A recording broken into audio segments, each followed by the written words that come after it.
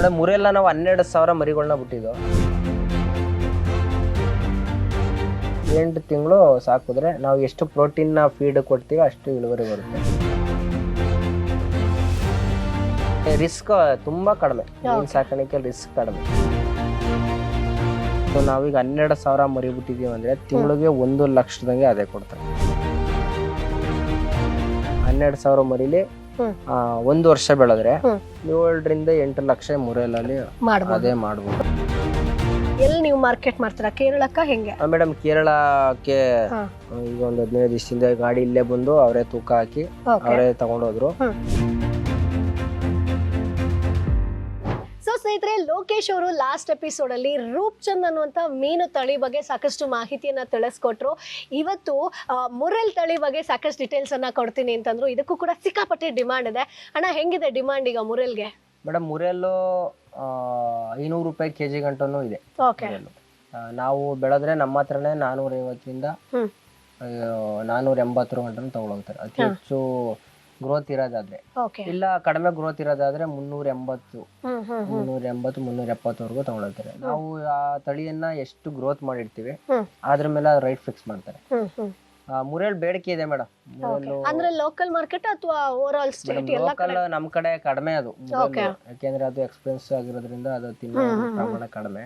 Local ಮಾರಿದ್ರೆ madam ಅದು ನಮ್ಗೆ set ಆಗೋದಿಲ್ಲ. ನಾವು ಮಾಡಿರೋಂತ ಖರ್ಚು ಮತ್ತೆ ಅದೇ ಅಷ್ಟು ಬರೋದಿಲ್ಲ.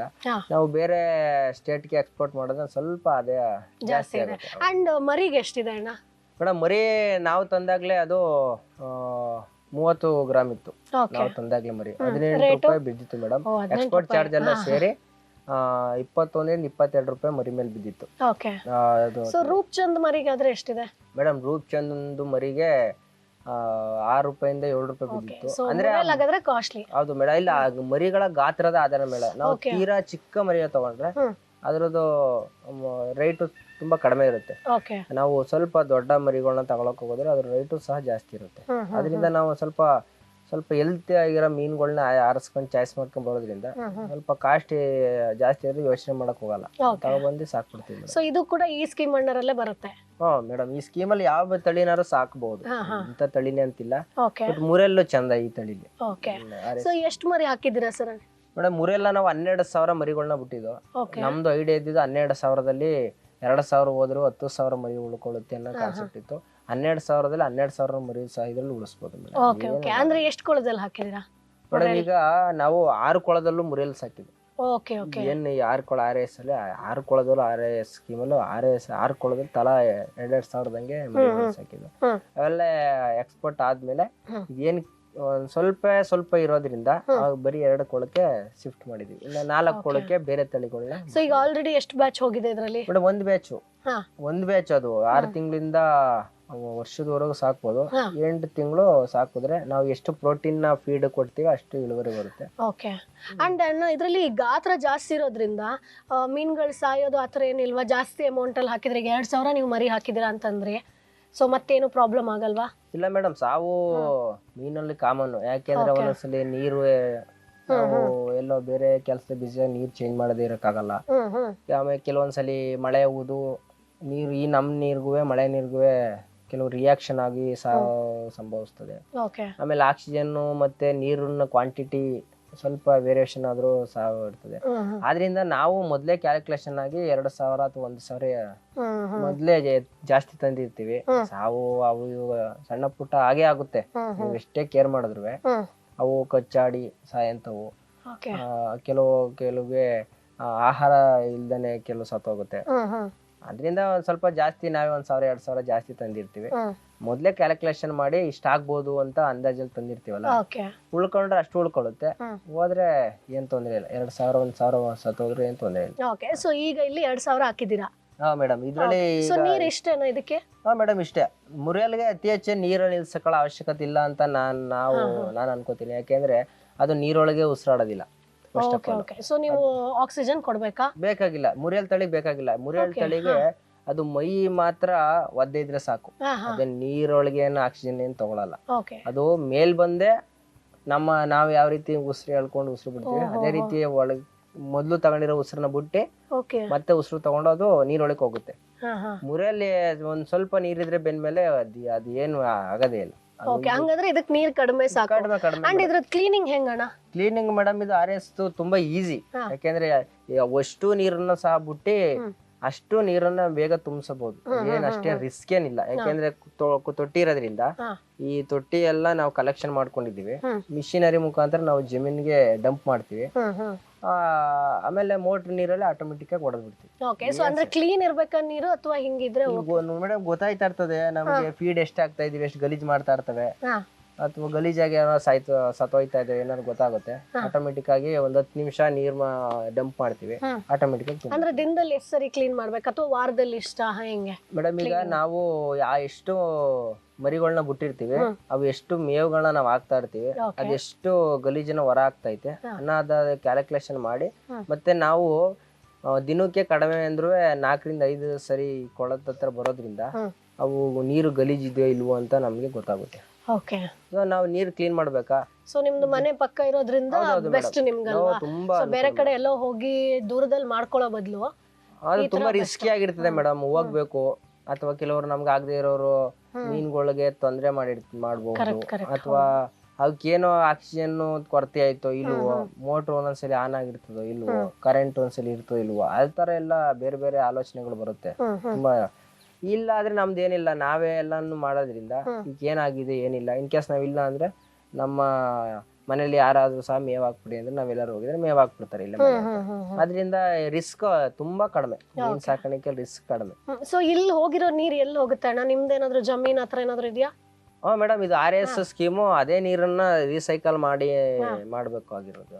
ನಾವು ಇನ್ನೊಂದು ಮಾಡಿದ್ವಿ, ಜಮೀನ್ಗೂ ಸಹ ಇದೇ ನೀರನ್ನ ಹೋಗೋ ರೀತಿ ಮಾಡ್ಕೊಂಡಿದೀವಿ. ಈ ಮೀನಲ್ಲಿರೋಂತ ಗಲೀಜ್ ಏನ್ ಮಾಡುತ್ತವೆ ಅವು ಅದನ್ನ ಜಮೀನಿಗೆ ಬಿಟ್ರೆ ತುಂಬಾ ಅದು ಪೋಷಕಾಂಶ ಇರುತ್ತೆ. ಒಳ್ಳೆ ಗೊಬ್ಬರ, ತುಂಬಾ ಗೊಬ್ಬರ ಇದೆ. ಅದು ನಮ್ಗೆ ಬೆಳೆಗಳಿಗೆ ಇಳುವರಿ ಜಾಸ್ತಿ ಮಾಡುತ್ತೆ. ಈಗ ನಾವು ಕಳೆದ ವರ್ಷ 1 ಟನ್ನು ಬೆಳೆದಿದ್ರೆ ಅಡಿಕೆ ಏನಾದ್ರು ಅದು ಮುಂಬರುವ ವರ್ಷದಲ್ಲಿ 100, 200, 100, 300 ಪ್ರತಿ ವರ್ಷ ಅದು ಇಂಪ್ರೂವ್ಮೆಂಟ್ ಜಾಸ್ತಿ ಆಗ್ತದೆ. ಸೊ ಅಲ್ಲಿ ಎಷ್ಟು ಎಕರೆಯಲ್ಲಿ ಏನೇನ್ ಹಾಕಿದೀರಾ? ನಮ್ದು ಮೇಡಮ್ 7 ಎಕರೆ ಅಡಿಕೆ ತೋಟ ಇದೆ. ಅಡಿಕೆ, ತೆಂಗು, ಮಧ್ಯದಲ್ಲಿ ಬಾಳೆನೂ ಹಾಕೊಂಡಿದ್ದೀವಿ. ನಾವು ಯಾವ್ದೇ ಪೂರ್ತಿಯಾಗಿ ಸೀಮೆ ಗೊಬ್ಬರ ಇಂಥದ್ದು ಯಾವ್ದು ಬಳಸಲ್ಲ, ಏನು ಇಲ್ಲ ಮೇಡಮ್. ಏನಕ್ಕೂ ಇದು ಮೀನೊಂದು ಏನಿದೆ ಅದನ್ನೇ ವಾರಕ್ಕೆ 2 ಸಲ ಡಂಪ್ ಮಾಡ್ತೀವಿ ಅಷ್ಟೇ. ಸೊ ಗೊಬ್ಬರನು ಕೊಡ್ತೀರಾ? ಇದ್ರದ್ದು ಫಿಶ್ ಇದೇನ್ ವೇಸ್ಟೇಜ್ ಇರುತ್ತೋ? ಖಂಡಿತ ಮೇಡಮ್. ಅದು ನೀರನ್ನ ಮಿಷನರೀಸ್ಗಳನ್ನ ನೀವು ನೋಡಬಹುದು. ತೋರಿಸಬಹುದಾ ಸರ್ ಅಲ್ಲಿ? ನೋಡೋದ ಇದು ಬಿಟ್ಟು ತೋರಿಸಬಹುದಾ? ಬನ್ನಿ ಮೇಡಮ್, ತೋರ್ಸೋದು ಎಲ್ಲಾನು. ಮೇಡಮ್ ನೋಡಿ, ಇದು 6 ಕೊಳದ ನೀರು ಈ ಕೊಳಕ್ಕೆ ಬಂದು ಸ್ಟೋರ್ ಆಗ್ಬೇಕು. ಓಕೆ, ಅಂದ್ರೆ ಈ ವೇಸ್ಟೇಜ್ ನೀರು, ವೇಸ್ಟೇಜ್ ಏನಿರ್ತದೆ ಅದು ಇಲ್ಲಿ ಸ್ಟೋರೇಜ್ ಆಗಿರ್ತಕ್ಕಂಥ ನೀರನ್ನ ಮಿಷಿನ್ ಇಂದ ಅಲ್ಲೊಂದು ಕೊಳ ಇದೆ, ಅದು ಮಿಷನರೀಸ್ ಕೊಳ. ಆ ಫಿಲ್ಟರ್ ಮುಖಾಂತರ ಫಿಲ್ಟರ್ ಆಗಿ ನೀರು ಗಲೀಜ್ ನೀರು ಆ ಕೊಳಗ್ ಬೀಳುತ್ತೆ. ಆ ಕೊಳದಿಂದ ಮತ್ತೆ ಇದೇ ಕೊಳಗೊಳಗೆ ಆ ಕಡೆ ಏನು ಪೈಪ್ಗಳು ಕಾಣಿಸ್ತಿದೀವಲ್ಲ ಅದೇ ಕೊಳಗ್ ಬೀಳುತ್ತೆ. ಸೊ ಸೇಮ್ ಪ್ರೋಸೆಸ್ ಇಲ್ಲಿಗೆ ಅದು ನೀರು ಬೀಳುತ್ತೆ, ಈ ಕೊಳದಿಂದ ಅಲ್ಲಿಗೆ ಡಂಪ್ ಮಾಡ್ತೀವಿ, ಅದೇ ಕೊಳದಿಂದ ಈ ಕೊಳಗ್ ಬೀಳುತ್ತೆ. ಸೊ ಇದು ದಿನದ 24 ಗಂಟೆಯನ್ನು ಸಹ ಆಕ್ಸಿಜನ್ ತಗೊಂಡು ಇದರಿಂದ ಗಲೀಜೆಲ್ಲ ಫಿಲ್ಟರ್ ಆಗಿ. ಸೊ ಇಲ್ಲಿ ಎಷ್ಟು ಮೋಟರ್ ಹಾಕಿದಿರಾ ಅಣ್ಣ? ಮೇಡಮ್ ಇದರಲ್ಲಿ 3 ಮೋಟರ್ ಇವೆ. ಯಾಕೆ 3 ಮೋಟರ್ ಇಟ್ಟಿದೀವಿ ಅಂದ್ರೆ, ಒಂದು ಮೋಟರ್ ಏನಾರು ಅಕಸ್ಮಾತ್ ಕೆಟ್ಟೋದ್ರೆ ಅದು ನೆಕ್ಸ್ಟ್ ಅದು ಪಟ್ ಅಂತ ಬೇರೆ ಮೋಟರ್ ಹಾಕಿ ನೀರನ್ನ ರೀಸೈಕಲ್ ಮಾಡಂತ ರೀತಿ ಮಾಡಿದೀವಿ. ಇನ್ನೊಂದು ಮೋಟರ್ ಜಮೀನ್ ಹತ್ರ ಜಮೀನ್ಗೆ ಹೋಗೋ ರೀತಿಯಾಗಿ ಒಂದು ಮೋಟರ್ ಮಾಡಿದೀವಿ. ಇನ್ನೊಂದು ಆಕ್ಸಿಜನ್ ಎಲ್ಲ ಅಂಡರ್ ಗ್ರೌಂಡ್ ಪೈಪ್ ಲೈನ್ ಕೊಟ್ಬಿಟ್ಟಿದ್ದೀರಾ? ಖಂಡಿತ ಮೇಡಮ್. ಈ RS ಸ್ಕೀಮ್ ಮಾಡೋಕ್ಕಿಂತ ಮುಂಚೆ ನಾವು ಅದ ಅಂಡರ್ ಗ್ರೌಂಡ್ ಪೈಪ್ ಮಾಡ್ಕೊಂಡಿರ್ಬೇಕು. ಪ್ರತಿ ಒಂದು ಕೊಳಕ್ಕೂ ಸಹ ಪ್ರತಿ ಸಪರೇಟ್ ಪೈಪ್, ಪ್ರತಿ ಒಂದು ಕೊಳಕ್ಕೂ ಒಂದೊಂದು ಟ್ಯಾಂಕ್ಗೂ ಸಪರೇಟ್ ಪೈಪ್ ನ ಕಲೆಕ್ಷನ್ ಕೊಡ್ಕೊಂಡು ಈ ಕೊಳಕ್ ಬರಂಗ್ ಮಾಡ್ಕೋಬೇಕು. ಫಸ್ಟ್ ಈ ಕೊಳಕ್ ಬಂದು ಇದರಿಂದ ಮಿಷಿನರೀಸ್ ಮುಖಾಂತರ ಆ ಫಿಲ್ಟರ್ ಹೊಡೆದು ಅಲ್ಲೇ ಆಕ್ಸಿಜನ್ ತಗೊಂಡು ಅಲ್ಲಿಗೆ ಬಿದ್ದು ನೀರು ತಿರ್ಗಿ ಅಲ್ಲಿ ಕ್ಲೀನ್ ಆಗಿ ತಿರ್ಗಿ ಈ ಕೊಳಕ್ ಬರಂಗೆ ಮಾಡ್ತಾರೆ. ಇದು ಸ್ವಲ್ಪ ತಗ್ಗಿರ್ಬೇಕಲ್ವಾ ಇದಕ್ಕಿಂತ? ಹೌದು ಮೇಡಮ್, ಇದಕ್ಕಿಂತ ಇದು ಡೌನ್ ಇರ್ಬೇಕು. ನಮ್ಮ 2 ರಿಂದ 3 ಅಡಿ ಡೌನ್ ಇರ್ಬೇಕು. ಯಾಕೆಂದ್ರೆ ನೀರು ಫ್ಲೋ ಇಲ್ಲ ಬಿಟ್ಟಾಗ ಇದ್ರೊಳಗೆ ಬರಂಗೆ ಸ್ಕೀಮ್ ಇರೋದೇ ಆ ರೀತಿ. ಸರ್, ಈಗ ಈ ಮುರೆಲ್ ಮೀನನ್ನ ನಾವ್ ಎಷ್ಟು ತಿಂಗಳು ನೋಡ್ಕೋಬೇಕು ಅಂಡ್ ಹೆಂಗ್ ಸೇಲ್ ಮಾಡ್ಬೋದು? ಎಷ್ಟು ಆದಾಯ ಮಾಡ್ಬೋದು? 7 ರಿಂದ 8 ತಿಂಗಳು ಇದ ತಳಿನ ಸಾಕ್ಬೇಕಾಗುತ್ತೆ. ನಿಮ್ಗೆ ಬೇಗ ಗ್ರೋತ್ ಬರಬೇಕು ಅಂತ ಅಂದ್ರೆ ನಾವು ಪ್ರೋಟೀನ್ ನ ಜಾಸ್ತಿ ಕೊಟ್ರೆ ಬೇಗ ಗ್ರೋತ್ ಬರುತ್ತೆ. ಬಟ್ ಪ್ರೋಟೀನ್ಗೆ ಅಷ್ಟು ಕಾಸ್ಟ್ ಇರುತ್ತೆ. ಪ್ರೋಟೀನ್ ಎಷ್ಟು ನಾವು ಜಾಸ್ತಿ ಖರೀದಿ ಮಾಡಕ್ ಹೋಗ್ತೀವಿ ಅಷ್ಟು ದುಡ್ಡನ್ನ ಅದ್ರ ಮೇಲೆ ಹಾಕಿರ್ತಾರೆ. ಸೊ ಎಷ್ಟು ಬೇಕಾಗುತ್ತೆ ಅಣ್ಣ? ಈಗ ನಾವು ಫೀಡ್ ಕೊಡ್ತೀವಿ ಅಂದ್ರೆ ಫೀಡ್ಗೆ ಎಷ್ಟು ಖರ್ಚು ಬೀಳುತ್ತೆ ಮೇಡಮ್? ಫೀಡ್ಗೆ ನಾವು ಪ್ರೋಟೀನ್ ಎಷ್ಟು ತಗೊಳ್ತೀವಿ ಅದು 45 ಪ್ರೋಟೀನ್ ತಗೋತೀನಿ ಅಂತ ಅಂದ್ರೆ 3000. ಆ ಕಂಪ್ನಿ ಮೇಲೆ ಡಿಪೆಂಡ್. ಈಗ ಗ್ರೋಫಿನ್ ಅನ್ನೋ ಕಂಪ್ನಿ ಆಗ್ತದೆ, ಆ ಕಂಪ್ನಿ ಅಷ್ಟು ಇದ್ ಮಾಡೋದು. ಬೇರೆ ಕಂಪ್ನಿ ಬೇರೆ ತರ ಇದ್ ಮಾಡ್ತಾ ಇರ್ತದೆ. ನಾವು ಯಾವ ಪ್ರೋಟೀನ್ ನ ಎಷ್ಟು ಜಾಸ್ತಿ ತಗೋತೀವಿ, ಈಗ 45 ಕಡಿಮೆ ಅಂದ್ರೆ ಇದಕ್ಕೆ 45 ಪ್ರೋಟೀನ್ ಹಾಕ್ಬೇಕಾಗುತ್ತೆ ಮೂರಲ್ಲಿ. ಸೊ ಕಮ್ಮಿದ್ ಹಾಕಿದ್ರೆ ಏನು ಮೇಡಮ್? ಕಮ್ಮಿದ್ ಹಾಕಿದ್ರೆ ಏನಿಲ್ಲ, ಅದು ಫೀಡ್ ನ ತಿನ್ನುತ್ತೆ ಬಟ್ ಕಚ್ಚಿ ವಾಪಸ್ ಅದು ಉಗಿದ್ ಬಿಡ್ತದೆ. ಬಟ್ ತಿನ್ನಲ್ಲ, ಅದು ವೇಸ್ಟ್ ಆಯ್ತು. ಅದು ವೇಸ್ಟ್ ಆಗುತ್ತೆ. ಕಡಿಮೆ ಪ್ರೋಟೀನ್ ಕೊಟ್ರೆ ಅದು ತಿನ್ನಲ್ಲ. ಅದಕ್ಕೆ ಅದ್ರದ್ದೇ ಬೇಕು ಬ್ರ್ಯಾಂಡ್. ಅದ್ರದ್ದು ಬ್ರ್ಯಾಂಡ್ ಮೇಡಮ್. ಅದು ದುಡ್ಡು ಅದು ಕೊಡತ್ತದಲ್ಲ, ಅದೇ ತರ ದುಡ್ಡು ಅದಕ್ಕೆ ಖರ್ಚು ಮಾಡಿರ್ಬೇಕು. ಆದಾಗ ಅದು ಅಷ್ಟು ದುಡ್ಡು ಕೊಡ್ತದೆ. ಬೇರೆ ಲೋಕಲ್ಲು ಫೀಡ್ ಹಾಕಿದ್ರೆ ಅದು ಕೆಜಿಗೆ 40 ಇಂದ 50 ರೂಪಾಯಿ ಬೀಳುತ್ತೆ. ಬಟ್ ನಮಗೆ ವೇಸ್ಟ್ ಆಕ್ಚುಲಿ. ಇಲ್ಲ, ಅದೇ ಕೆಜಿಗೆ ಅಷ್ಟು ಬೀಳ ಅಂತ ತಗೊಳ್ಳೇಬೇಕು. 10 ರೂಪಾಯಿ 20 ರೂಪಾಯಿ 30 ರೂಪಾಯಿ ಕೆಜಿಗೆ ಬೀಳವಾದ್ರೆ ಅವು ನಮ್ ಲೋಕಲ್ ಮೀನು ಸರಿ ಹೋಗುತ್ತೆ. Brand madam. ಇದಕ್ಕೆ ಅಷ್ಟು ಹಾಕಿದ್ರೆ ಮಾತ್ರ ಅಷ್ಟು ಗ್ರೋತ್, ಇಲ್ಲಾಂದ್ರೆ ಅದೇನು ಗ್ರೋತ್ ಆಗಲ್ಲ. ಸುಮ್ನೆ ಅಷ್ಟೇ ಬೆಳ್ಕೊಂಡು ತಿನ್ಕೊಂಡು ಸುಮ್ನೆ ಏನೋ ಬದುಕ್ತಾ ಇರ್ತದೆ ಅಷ್ಟೇ. ಓಕೆ. ಸೊ ಅದಕ್ಕೆ ಏನಾದ್ರು ಲಸಿಕೆ ಆತರ ಏನಾದ್ರು ಇದೆಯಾ ಅಣ್ಣ? ಈ ತರ ಏನಾದ್ರು ರೋಗ ಅದೇನಾದ್ರು ಬರಬಾರ್ದು? ಹೌದೌದು ಮೇಡಮ್. ಖಂಡಿತ ಪ್ರತಿ ಒಂದು ಮೀನ್ಗೂ ಅದ್ರದೇ ಆದಂತ ಕೆಲವಾರು ರೋಗಗಳು ಇರ್ತವೆ. ಕುರಿ, ಮೇಕೆ, ಕೋಳಿ, ಯಾವ ರೀತಿ ಇವಕ್ಕೆ ರೋಗಗಳು ಬರುತ್ತೋ ಮೀನ್ಗೂ ಸಹ ಅದೇ ರೋಗ ಬರುತ್ತೆ. ಈ ಮುರಿಯಲ್ಗೆ ವೈಟ್ ಪ್ಯಾಚಸ್ ಅಂತ ಹಣೆ ಮೇಲೆ ಒಂದು ವೈರಸ್ ಬರುತ್ತೆ. ಅದು ಪ್ರತಿ ಮೀನ್ಗೂ ಸಹ ಅದು ಹಬ್ತಾ ಹೋಗ್ತಾ ಇರ್ತದೆ. ಸ್ಪ್ರೆಡ್ ಆಗುತ್ತೆ. ಹೌದು. 1 ತಿಂಗಳಷ್ಟೊಳಗೆ ಎಲ್ಲಾ ಮೀನ್ಗೂ ಸ್ಪ್ರೆಡ್ ಆಗಿ ಎಲ್ಲ ಡೆತ್ ಆಗುತ್ತೆ. ಮೇಡಮ್ ಏನಿಲ್ಲ, ಪೊಟ್ಯಾಸಿಯಂ ಪರ್ಮೈಡ್ ಅಂತ ಒಂದು ಇದು ಬರ್ತದೆ. ಅದನ್ನೊಂದ್ ಸ್ವಲ್ಪ ನೀರ್ಗೆ ಹಾಕಂತದ್ದು, ಸಾಲ್ಟ್ ಹಾಕಂತದ್ದು. ಅದು ಜಾಸ್ತಿ ಆದ್ರೆ ಮೇಡಮ್ ಕೈ ಮೀರಿದ್ರೆ ನೀವ್ ಎಷ್ಟೇ ಏನೇ ಮಾಡಿದ್ರು ಅದು ಆಗಲ್ಲ, ಸತ್ತೋಗೋದು. ಏನು ಉಳ್ಕೊಳ್ಳಲ್ಲ ಮೇಡಮ್, ಒಂದಕ್ಕೊಂದು ಉಳ್ಕೊಳ್ಳಲ್ಲ, ಎಲ್ಲ ಸತ್ತೋಗುತ್ತೆ. ನೀವ್ ಎಷ್ಟೇ ನೀರ್ ನಾವು ಹೊಸ್ದಾಗಿ ಚೇಂಜ್ ಮಾಡಿದ್ರು ಸಹ. ನಾವು ಮೊದಲೇ ಮುರಿಯಲ್ ಬಗ್ಗೆ ತಿಳ್ಕೊಂಡು ಯಾರ ಹತ್ರ ನಾವು ಮೀನ್ನ ಮುರಿಯಲ್ ತಳಿ ಆರೋಗ್ಯವಾಗಿ ಬೆಳೆದಿರ್ತಾರೆ ಅವ್ರ ಹತ್ರ ತಗೊಂಡ್ರೆ, ಬ್ರೋಕರ್ ಹತ್ರ ಹೋಗ್ದೇನೆ ಅಲ್ಲೇ ಖುದ್ದಾಗಿ ಸ್ಪಾಟ್ಗೆ ಹೋಗಿ ಮುರಿಯಲ್ ತಳಿ ಬೆಳೆದಿರೋ ಹತ್ರ ನೋಡಿ ಬ್ರೀಡ್ ಮಾಡಿಸ್ತಾರಲ್ಲ ಅವೆಲ್ಲ ನೋಡಿ ಅವ್ರ ಹತ್ರ ತಗೊಂಡ್ರೆ ಅನುಕೂಲ. ನಾವು ಬ್ರೋಕರ್ ಹತ್ರ ತಗೊಂಡ್ರೆ ಅವರು ಮರಿ ಏನಾದ್ರೂ ರೋಗ ಇರೋದ್ ಕೊಟ್ರೆ ನಾವು ಏನ್ ಹಾಕಿರ್ತೀವಿ ಬಂಡವಾಳ ಅಷ್ಟೆಲ್ಲ 6 ತಿಂಗಳು 7 ತಿಂಗಳು ಬೆಳಿತೀವಿ. 7 ತಿಂಗಳು ಗಂಟನು ಆ ರೋಗ ಬಂದು ಎಲ್ಲ ಸ್ಪ್ರೆಡ್ ಮಾಡ್ಕೊಂಡು ಡೆತ್ ಮಾಡಿ ಹಾಕೊಳ್ತೀವಿ. Okay okay. ಸೊ ನೀವೇ ಬ್ರೀಡಿಂಗ್ ಮಾಡ್ತೀರಾ ಹೆಂಗೆ, ಅಥವಾ ಮೊಟ್ಟೆ ಮಾರ್ತೀರಾ? ಖಂಡಿತ ಮೇಡಮ್. ಈಗ ಮರೆಲ್ ತಳಿ ನಾವು ಬ್ರೀಡಿಂಗ್ ಮಾಡ್ಸಕ್ಕಾಗಲ್ಲ. ಅದಕ್ಕೆ ಬ್ರೀಡಿಂಗ್ ಮಾಡಿಸ್ಬೋದು, ಅಷ್ಟು ಅದು ನಮ್ಗೆ ಏನಿಲ್ಲ. ಬಟ್ ನಾವು ತಿಲೇಫಿಯನ್ನ ನಾವು ಬ್ರೀಡ್ ಮಾಡಿಸ್ಕೋತೀವಿ. ಖಂಡಿತ. ಮರಿ ಮಾರ್ತೀರಾ? ಮರಿನೂ ಮಾಡಿದ್ವಿ ಮೇಡಮ್. ಅಲ್ಲೇ ಕಳೆದ ತಿಂಗಳಿಂದ ಅಲ್ಲೇ 30 ರಿಂದ 40 ಸಾವಿರ ಮರಿಗಳನ್ನ ನಾವು ಕೊಟ್ಟಿದ್ದೀವಿ. ಸೊ ಮರಿಗಳನ್ನ ಹೆಂಗೆ ತೆಗಿತೀರಾ? ಅದೊಂದು ಪ್ರೋಸೆಸ್ ಇದೆ. ಅಲ್ಲ, ಮರಿ ಅದು ಆಲ್ರೆಡಿ ಇದು ಮೊಟ್ಟೆ ಇಡ್ತಾ ಇದಿಲ್ವ ಅಂತ ತಿಲೇಫಿಯಾದಲ್ಲಿ ಕಂಡಿಡಿಯೋದು ಈಜಿ. ಅದ್ ಯಾವ ರೀತಿ ಅಂದ್ರೆ ಅದು ಅದ್ರನ್ನ ಆ ತತ್ತಿ ಏನ್ ಇರ್ತದೆ ಆ ಮೊಟ್ಟೆ ಎಲ್ಲ ಅದ್ರ ಬಾಯಲ್ಲಿ ಶೇಖರಣೆ ಮಾಡ್ಕೊಂಡಿರ್ತದೆ. ಗಂಡು ಮತ್ತೆ ಹೆಣ್ಣು ಮಿಲನ ಆದಾಗ ಅದೆಲ್ಲಾನು ಎರಡು ಸೇರ್ಕೊಂಡು ಬಾಯಲ್ಲಿ ಅದನ್ನ ಹೆಣ್ಣು ಏನ್ ಮಾಡುತ್ತೆ, ಮೊಟ್ಟೆ ಎಲ್ಲಾನು ಹಾಯ್ಕೊಂಡು ಈ ಬಾಯಲ್ಲಿ ಮಡಿಕೊಂಡಿರ್ತದೆ. ನಾವು ಮೀನ್ ಹಿಡಿಬೇಕಾದ್ರೆ ಗೊತ್ತಾಗುತ್ತೆ ಅದು ಬಾಯಲ್ಲಿ, ಅದು ಬಾಯಿ ಓಪನ್ ಮಾಡಲ್ಲ. ಅದು ಕೆಲವಾರು ತಿಂಗಳು ಆಹಾರ, ಕೆಲವಾರು ದಿನ ಆಹಾರ ಬಿಟ್ಬಿಡ್ತದೆ ಮರಿಗಳನ್ನ ಕೇರ್ ಮಾಡಕ್ಕೆ. ಅದು ಬಾಯೊಳಗೆ ಮರಿ ಆಗೋವರೆಗೂ ಅದು ಆಹಾರ ತಿನ್ನಲ್ಲ. ಬಟ್ ಮರಿ ಚೆನ್ನಾಗಿ ಕೇರ್ ಮಾಡುತ್ತೆ ಈ ತಿಲೇಫಿಯಾ. ಆದ್ರಿಂದ ಇದು ಮರಿ ಆಗ ಬಂದಿದೆ ಅಂದಾಗ ಆಹಾರ ತಿಂದಿಲ್ಲ ಅಂದ್ರೂ ಹೆಂಗಣ್ಣ ಅದು? ಮೇಡಮ್ ಅದಕ್ಕೆ ಪ್ರಕೃತಿ ಅಷ್ಟು ಕೊಡುತ್ತೆ. ಅಂದ್ರೆ ನೀರು ನಾವು ಅದಕ್ಕೆ ಮೊದ್ಲೇ ತಪ್ಪೆ ಈ ತರ ನಾವು ಹಾಕಿರೋದ್ರಿಂದ ಅದು ಸ್ವಲ್ಪನೇ ಕ್ಯೂರ್ ಆಡ್ಸೋದ್ರಿಂದ ಅದಕ್ಕೆ ಬೇಕಾದಂತ ಪೌಷ್ಟಿಕಾಂಶನ ನಾವು ಅದಕ್ಕೆ ಕೊಟ್ಟಿರ್ತೀವಿ. ಅದಕ್ಕೆ ಅಷ್ಟು ಸಾಕಾಗಿರ್ತದೆ. ಅದು ಮರಿಗಳೆಲ್ಲ ಇನ್ನೇನು ಅವು ಓಡಾಡ ಅಂತ ಟೈಮ್ ಬಂದಾಗ ಅದು ಎಲ್ಲಾನು ಕೇರ್ ಮಾಡಿ ಇದ್ ಮಾಡ್ತಾರೆ. ಪ್ರೊಸೀಜರ್ ಸ್ವಲ್ಪ ಕಷ್ಟ ಅನ್ಕೋತೀನಿ ಮೇಡಮ್. ಅವೆಲ್ಲಾನು ಸಪರೇಟ್ ಮಾಡ್ಬೇಕು, ಬೇರೆ ಕೊಳಗೊಳಗ್ ಬಿಡ್ಬೇಕು. ಮತ್ತೆ ಇದು ಅಗ್ರೆಸಿವ್ ಆಗಿರ್ತದೆ. ಬೇರೆ ಮೀನ್ಗಳು ಬಂದಾಗ ಸ್ವಲ್ಪ ಅವಕ್ಕೆಲ್ಲ ಕಚ್ಚೋದು, ಓಡಿಸಾಡೋದು ಈ ತರ ಇರ್ತವೆ.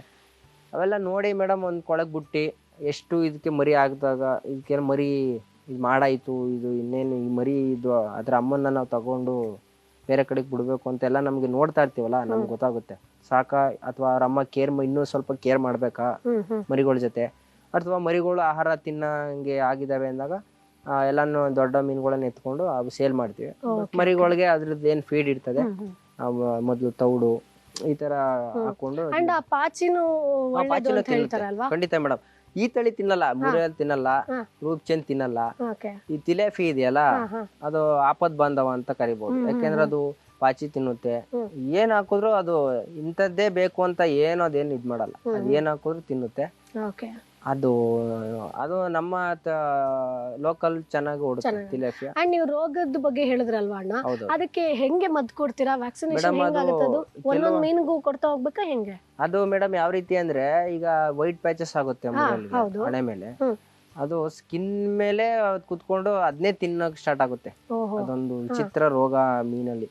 ಅದು ಅದನ್ನೇ ತಿನ್ಬಿಡುತ್ತೆ, ಚರ್ಮನೇ ತಿಂದಿ ಮೀನ್ನ ಡೆತ್ ಮಾಡ್ಬಿಡುತ್ತೆ.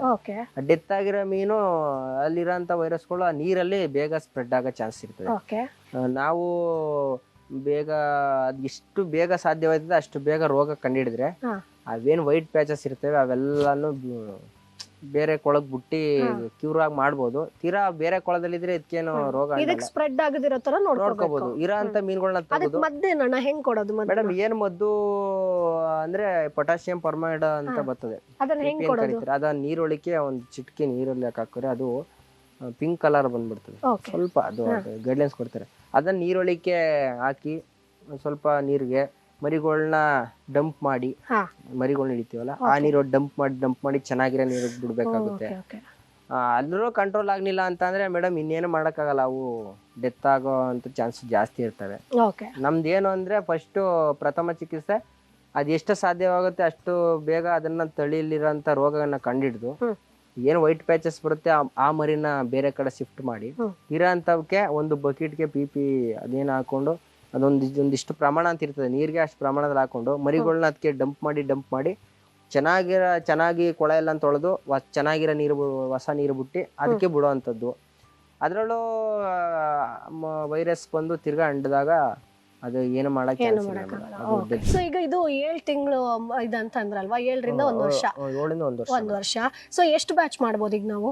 ಮೇಡಮ್ ಇದು 2 ಬ್ಯಾಚ್ ತೆಗಿಬಹುದು ಮುರೇಲು. ಸೊ ಈಗ 2 ಬ್ಯಾಚ್ ತೆಗೆದ್ರೆ ಹೆಂಗ್ ಪ್ರಾಫಿಟ್ ಮಾಡ್ಬೋದಣ್ಣ? ಎಲ್ಲಿ ನೀವು ಮಾರ್ಕೆಟ್ ಮಾಡ್ತೀರಾ? ಕೇರಳಕ್ಕ ಹೆಂಗೆ? ಮೇಡಮ್ ಕೇರಳಕ್ಕೆ ಈಗ ಒಂದು 15 ದಿವಸದಿಂದ ಗಾಡಿ ಇಲ್ಲೇ ಬಂದು ಅವರೇ ತೂಕ ಹಾಕಿ ಅವರೇ ತಗೊಂಡೋದ್ರು. ಇಲ್ಲೇ ಆನ್ ದ ಸ್ಪಾಟ್ ಕ್ಯಾಶ್ ಕೊಟ್ಟು ತಗೊಂಡೋಯ್ತಾರೆ.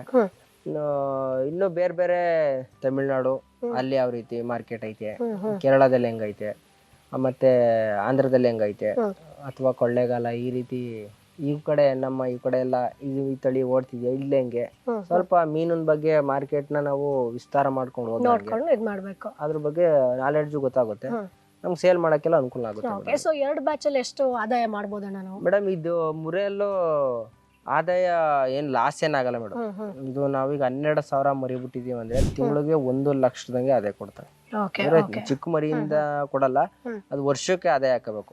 12,000 ಮರಿಲಿ 1 ವರ್ಷ ಬೆಳೆದ್ರೆ ಸಲ 2 ಲಕ್ಷದಂಗ ಆದಾಯ ಕೊಡ್ತದೆ.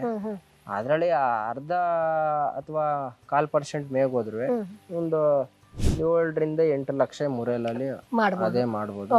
ರಿಸ್ಕ್ ಅಷ್ಟು ತಗೋಬೇಕು. ಮೇವೆಲ್ಲ ಫೀಡ್ ಎಲ್ಲ ಮೊದ್ಲೇ ಫೀಡ್ ಎಷ್ಟು ಚೆನ್ನಾಗಿ ಕೊಡ್ತೀವೋ ಅವ್ರದ್ದು ನಮ್ಗೆ ಅಷ್ಟೇ ಆದಾಯ ಕೊಡುತ್ತೆ. ಖಂಡಿತ ಮೇಡಮ್. ಪ್ರೋಟೀನ್ ಅವು ಗ್ರೋತ್ ಆಗಕ್ಕೆ ಪ್ರೋಟೀನ್ ಎಷ್ಟು ನಾವು ಅದಕ್ಕೆ ಹಾಕ್ತಿವಿ ಅದು ಅಷ್ಟೇ ಇನ್ಕಮ್ ನ ಕೊಡುತ್ತೆ ಈ ತಳಿ. ಬಟ್ ಅಷ್ಟೇ ರಿಸ್ಕ್ ಇರ್ತದೆ. ಇದಕ್ಕೊಂದ್ಸಲಿ ರೋಗ ಬಂದ್ರೆ ನೀವು ಅಷ್ಟೂ ತೆಗಿಯಕ್ಕಾಗಲ್ಲ, ಒಂದ್ ಮರಿನೂ ಉಳಿಸ್ಕೊಳಕ್ಕಾಗಲ್ಲ. ಓಕೆ. ಸೊ ಹಾಗಾದ್ರೆ ಸರ್ ನಮ್ಗೆ ನೆಕ್ಸ್ಟ್ ಎಪಿಸೋಡ್ ಅಲ್ಲಿ ಬಯೋಫ್ಲಾಕ್ ಟೆಲಾಪಿಯಾ ಮೀನ್ ಬಗ್ಗೆ ತಿಳಿಸ್ಕೊಡ್ಬೋದಾ? ಖಂಡಿತ ಮೇಡಮ್, ಅದ್ರ ಬಗ್ಗೆ ತಿಳಿಸೋಣ. Okay, super sir. ಬಾಸ್ ವಾಲಾ, ಬಿ ದ ಬಾಸ್.